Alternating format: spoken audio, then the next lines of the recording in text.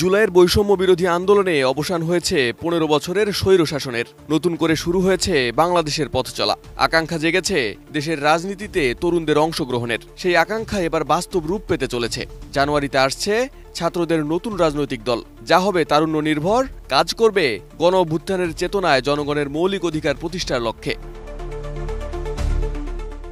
গত ৫ আগস্ট ছাত্র জনতার বৈষম্য বিরোধী আন্দোলনের মুখে পদত্যাগ করে দেশ ছেড়ে পালিয়েছেন সাবেক প্রধানমন্ত্রী শেখ হাসিনা। আশ্রয় নিয়েছেন প্রতিবেশী ভারতে। এর মধ্য দিয়ে অবসান হয়েছে ১.৫ দশকের আওয়ামী স্বৈরশাসনের। তো আমরা সবাই তো জানি, আমাদের ঐতিহাসিক জুলাই বিপ্লব বাংলাদেশের বিরাট একটি পরিবর্তন হয়ে যায় এবং এর মাধ্যমে আমরা কিছু তরুণ নেতা খুঁজে পাই এবং তার মধ্যে অন্যতম নাহিদ ইসলাম।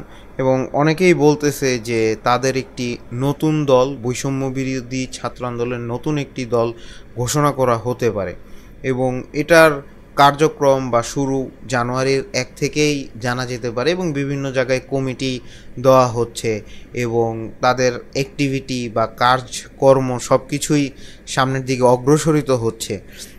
এই জিনিসটাকে কীভাবে দেখা যায়? হ্যাঁ, আমি মনে করি যে দীর্ঘ বছর আমরা দুইটি পাওয়ারের সংশ্লিষ্ট ছিলাম, দুইটি গভর্নমেন্ট, দুই রকম আওয়ামী লীগ, বিএনপি, এই দুইটা সাইডকে আমরা এক্সপ্লোর করেছি এবং ২৪-এর গণ অভ্যুত্থানের ধারাবাহিকতায় বৈষম্য বিরোধী ছাত্র আন্দোলন এবার একটি নতুন রাজনৈতিক দল গঠনের পথে। জানা গেছে আগামী জানুয়ারিতে এই দলটির আনুষ্ঠানিক ঘোষণা আসতে পারে। নতুন দলটি হবে তারুণ্য নির্ভর, যা গণ অভ্যুত্থানের চেতনায় জনগণের মৌলিক অধিকার প্রতিষ্ঠার লক্ষ্যে কাজ করবে। তবে দলের নাম এবং দল সংশ্লিষ্ট বিষয়বস্তু নিয়ে অফিসিয়ালি এখনো কিছু জানাননি বৈষম্য বিরোধী আন্দোলনের নেতারা।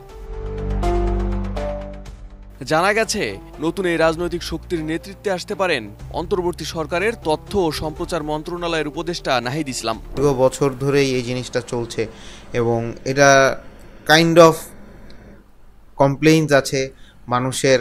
সবাই একটা কথা মনে বলে যে মানুষ নতুন কিছু চায়, নতুন কিছু এক্সপিরিয়েন্স করতে চায়। সেই জিনিসটারই হয়তো সমাধান হতে পারে নাহিদ ইসলাম বা নতুন যারা সমন্বয়ক ছিল তাদের, প্রত্যক্ষ যারা এই আন্দোলনের সাথে জড়িত ছিল তাদের সম্মিলিতভাবে একটি দল যারা গঠন করে, তাদেরও হয়তো একটি রেসপন্স বা একটা সরকার দল গঠন করার ক্ষমতার অপরচুনিটি দেওয়া উচিত, বিকজ তারা এত বড় জুলাই বিপ্লব করেছে। এবং এই জিনিসটাকে আমি পজিটিভলি দেখতেছি এবং ফিউচারে যদি এরকম কিছু হয় আমি এর সম্পর্কে আরও আপডেট এবং এই সম্পর্কে সাধারণ জনগণের কি মতামত সেই জিনিসগুলো আমার এই চ্যানেলে তুলে ধরার চেষ্টা করব। আশা করি আমি বুঝাতে পেরেছি আমার পয়েন্টটি এবং এই জিনিসটাকে সম্পূর্ণভাবে আমি সাধুবাদ জানাই। সো এরকম আরও কন্টেন্টের জন্য আমার চ্যানেলটি সাবস্ক্রাইব করতে ভুলবেন না। Till then, see in the next one.